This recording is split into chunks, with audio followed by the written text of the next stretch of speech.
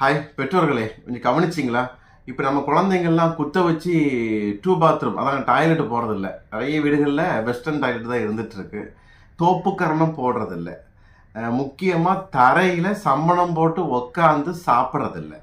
இதெல்லாம் கவனித்து பார்த்தீங்களா? ஏன்னா வீட்டில் வந்து சோஃபா செட் இருக்குது, கம்ஃபர்ட்டாக உட்காந்துக்கிறோம். அந்த சோஃபாவில் குஷன் இருக்குது. அப்போ நார்மல் ஃப்ளோரில் உட்காரும் பொழுது அந்த வெயிட் ஈவனாக ஸ்ப்ரெட் ஆகிறதுனால அந்த இடுப்பு எலும்புகள் நல்லா பலமாக இருக்கும். உடம்பினுடைய அந்த இரத்த சுழற்சி வந்து சிறப்பாக இடுப்பு தசைகளுக்கு நல்லா கிடைக்கும். ஆனால் இப்போ சோஃபாவில் வந்து அப்படியே இந்த அதனுடைய வெயிட்டை போட்டு ஒரு பக்கம் சரியும் பொழுது அது பக்கமாக அழுத்திக்கும். அந்த மாதிரி கொஞ்சம் வேரியேஷன் ஆகிறதுனால அந்த வெயிட் பேர் பண்ணக்கூடிய அந்த ஜாயின்ஸில் நிறைய பலகீனங்கள் ஏற்படுது. அது மட்டும் இல்லாமல் அந்த குத்த வச்சு உட்காரும் பொழுது நமக்கு கால் தசை நரம்புகளுக்கு கிடைக்கின்ற அந்த ஆற்றல் இருக்குது. அது பேர் மலாசனம்னு ஒரு ஆசனமாக அது சொல்லப்படுது. அப்போ அந்த முறைகள் நிறைய வெஸ்டர்ன் டயட் இருக்கிறதுனால இப்போ குழந்தைகளுக்கு வந்து நிறைய பிற்காலத்தில் எலும்புகள் சம்மந்தமான, முக்கியமாக மூட்டு எலும்புகள் சம்மந்தமான நிறைய பிரச்சனைகள் வர்றதுக்கான வாய்ப்புகள் இருக்குது. அப்போது முக்கியமாக கர்ப்பிணி பெண்கள் இப்போ நிறைய நார்மல் டெலிவரி ஆகாததுக்கு கூட குத்த வச்சு உட்காராம இல்லைன்னா வெஸ்டர்ன் டயட் அதிகமாக பயன்படுத்துறது கூட முக்கியமான காரணமாக சொல்லப்படுது.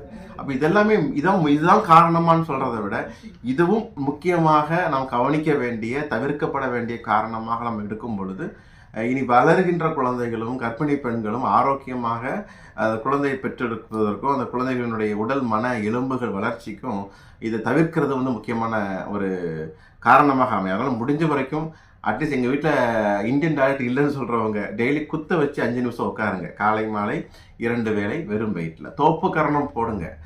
முடிஞ்ச வரைக்கும் தரையில் சம்மணம் போட்டு உட்காந்து அந்த உடற்பயிற்சி இல்லை செய்கிறது நல்லது. உட்கார்ந்து என்ன பயிற்சியாக பண்ணுறது? உட்கார்ந்து கழுத்தை பின்னோக்கி வளைச்சி கழுத்துக்கான பயிற்சி, கைகளை மேல் நோக்கி உயர்த்தி தோள்பட்டைக்கான பயிற்சி, இடுப்புகளை வலது பக்கம் இடது பக்கம் திருப்பி இடுப்பு தசைகளுக்கான பயிற்சி, முன்னோக்கி குனிஞ்சு அடிவயிற்று தசைகளுக்கான பயிற்சி, இந்த மாதிரி பயிற்சிகள்லாம் பண்ணும் பொழுது நம்ம இடுப்பு எலும்புகளுக்கு அந்த உள்ளுறுப்புகளுக்கு தேவையான ஆற்றலும் கிடைக்கும்.